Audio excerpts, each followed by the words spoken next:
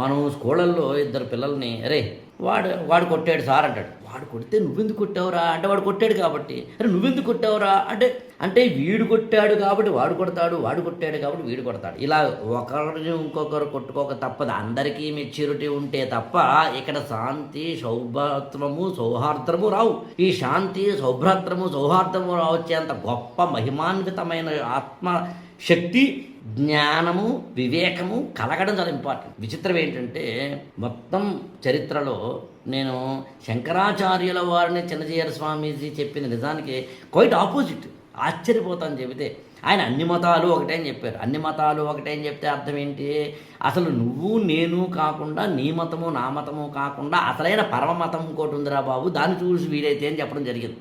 తన బాల్యం నుంచి ఇటు బౌద్ధ జైన మతాల యొక్క, అటు క్రైస్తవ ఇస్లాముల యొక్క, అటు శైవ వైష్ణవాల యొక్క, అటు శైవంలో మళ్ళీ కాపాలికము కాలాముఖము శాక్తేయము సౌర్రము అంటూ ఇలా అనేకమైన విభేదాలు, అంటే మత శాఖలుగా చెలవలు పలవలుగా విడిపోయిన మత శాఖల మధ్యన చిచ్చులు రగులుతున్న రోజుల్లో వాడు కొట్టాడని వీడు కొట్టాడని వాడు జరుగుతున్న రోజుల్లో ఆదిశంకరాచార్యుల వారు అద్వైత సిద్ధాంతాన్ని చెప్పి ద్వైతము అంటే రెండుగా కనిపిస్తుంది, అద్వైతం అంటే రెండుగా కనిపిస్తుంది కానీ రెండు కాదు అని చెప్పే ఒకనొక భ్రమల్లోంచి పోగొట్టేలా చేసి దేవుడి కన్నా జీవుడి కన్నా గొప్పదైన పరమాత్మను చూడమని చెప్పిన, నాకు తెలిసి ద మోస్ట్ మోడర్న్ సైంటిఫిక్ ఎన్విరాన్మెంటలిస్టు, లేకపోతే కనుక బయాలజిస్టు, లేకపోతే కనుక జాగ్రఫిస్టు, లేకపోతే కనుక అఖండ భారత నిర్మాణం కోసం చేసిన ఒక